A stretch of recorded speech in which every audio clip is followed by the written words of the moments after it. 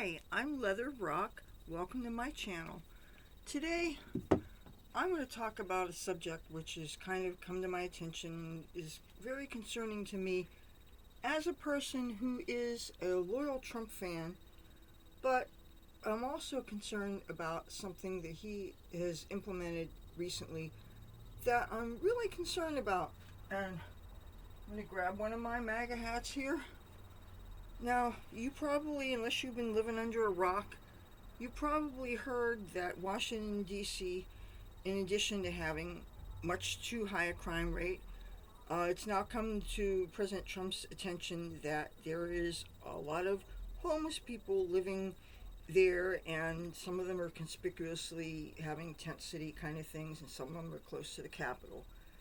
And I have homeless friends that live in Washington, D.C., and I'm not going to stop supporting Trump. Almost nothing he can do will make me stop supporting him, because I am very happy with what he voted, what he ran on, and I'm happy with what we've gotten so far. He is keeping his promises, and I'm all for dealing with crime, especially violent crimes.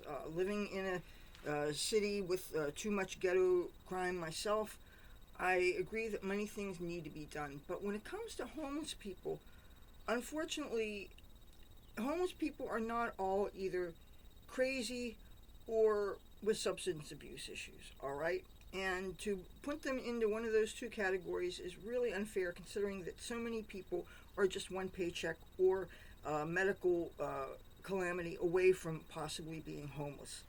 Now, people that are on the streets, oftentimes they camp out close to where their facilities are, that there they can get food, where they can get medical services, and people, if finding places to sleep at night is anything like when I was playing my guitar outside here, the places that I wanted to play were places where I felt was safe, places where I could get to safety easily, where I can avoid things that were dangerous to me, like, sun exposure, violent people. The same thing with people that are looking for places to camp out or sleep at night if they don't have a regular place they go. People tend to like to live in a convenient place, places where either convenient to their employment, convenient to the stores where they get their food and all the things that they need. Now, homeless people probably live all over Washington, D.C., and I know that there's lots of places where they can go to get meals and get medical care and stuff. And I also know that people that are paying good money to live in nice places probably don't want to be stepping over people when they're going about their daily lives. I understand that also. And I understand that business people don't want to have to deal with people littering and loitering near their businesses and scaring away customers and all that stuff. I know about this personally because I've danced in places where homeless people actually slept right in front of the entrance. And by the way, it didn't bother me. It may have bothered some other people, but it didn't bother me. But my concern is that, first of all, if the homeless people are given choices of either get treatment that they may not even need. If the reason why you're homeless is because society just costs too much to participate in, then it's not because you have a substance problem, and it doesn't mean that you have mental issues either. And that's really insulting to the many, many people who are homeless because, let's face it, rent's expensive. If you have to pay for food, it's expensive. Many people have to choose between paying their bills and paying for groceries. And if your insurance doesn't cover all of the medical expenses, if you have some accident or if you have the kind of care that necessitates longer term care in one hospital and then another, or if you end up needing physical therapy like my mother did, I mean, these things can run out whatever your insurance caps on these things. So who's to say that I might not end up homeless again? And when I'm thinking of the people who, if you're looking for a safe place to camp, say you finally get a vehicle like a school bus or something, and you want to live in that. Now, to me, that doesn't make you homeless. That means that you're living in a portable shelter on wheels, and a lot of times people end up, because a lot of times it's illegal to park on city streets and municipalities, they're going to be going to public lands, the federal lands. And sometimes people, if they don't mind not living in civilization, sometimes they may be out in wilderness areas, which a lot of times are federal lands. Maybe I don't have understanding of the laws, but it seems to me that if it's going to be open season on homeless people that are living in the wilderness or are living on otherwise what is federal property, and I know some of the best parts of Washington, D.C. are federal property. Now, I understand nobody wants to see homeless tents in front of our nation's landmarks. Visually, it probably is not good optics when you have visitors, when you have high profile people. Then you're supposed to think, okay, this is the nation's capital. We're expecting it to be glamorous, the kind of place where people can feel safe bringing their families. It should be a place where people who love culture, love history, love our country, and love its people should feel welcome. And I understand that the better looking something is, the safer it seems to be, and it certainly is good for tourism. But the homeless people, many of them were there longer than these tourists have been there, and not all homeless people make messes. Not all homeless people trash their surroundings. Not all homeless people are beggars and do things which would make tourists and families uncomfortable. I know because I know lots of homeless people, and some of my dearest friends in Washington, D.C. are homeless. I know that my words probably are not going to be words that even most Trump supporters might agree with, but you know what? I'm not a conformist, and I've always fought for myself, and I'm just expressing a concern. Now, my diehard MAGA people, please don't think that I'm jumping ship, because I wouldn't do that. I'm just saying, I hope among all the people who's bending Trump's ear, I hope it's not just some of the extremes, like the people on Fox News Channel. I notice they all seem to be anti-pot, and they seem to be kind of anti-homeless, and there needs to be room for nuance with this. There needs to be people who, they should talk to some people who have been in the homeless community, so that they find out that not all of us have been the kind of people that you would run screaming, taking your children, covering your wives' eyes and all that stuff. I'm hoping that my friends who might be affected by this, I'm hoping that in fact they are given the kind of relocation that is acceptable to them and their lifestyles. What if people who are homeless have animals? Are they going to be forced to give up their animals, or are they going to be allowed to bring their animals with them? That's important. Also, if a person gets put on Section 8 or something, what if they don't do drugs?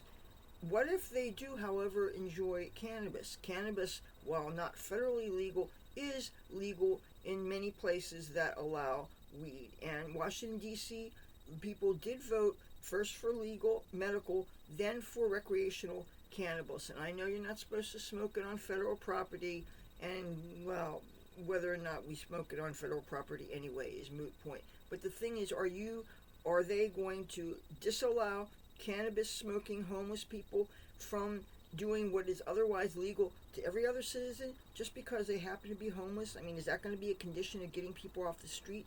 Because I know a lot of people don't want to go into shelters and into the housing that the government tries to put them in because they don't want to follow the rules that they set up.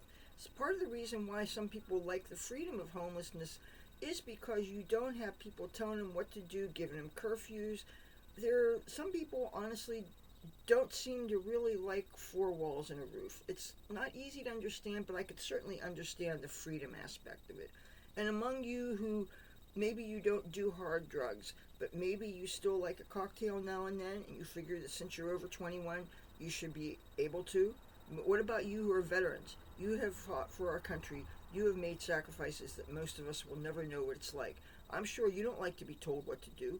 And if you figure that you've already fought wars for our country and you've made sacrifices, and maybe you've even come home with some injuries, physical or mental, don't you think that people should leave you alone because you've earned the right to live your life in dignity?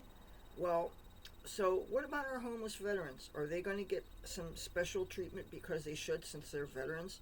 I really hope that President Trump and his advisors talk to people who could be affected by this. How's about talking to those of us who have been experienced in that situation and have gotten ourselves out?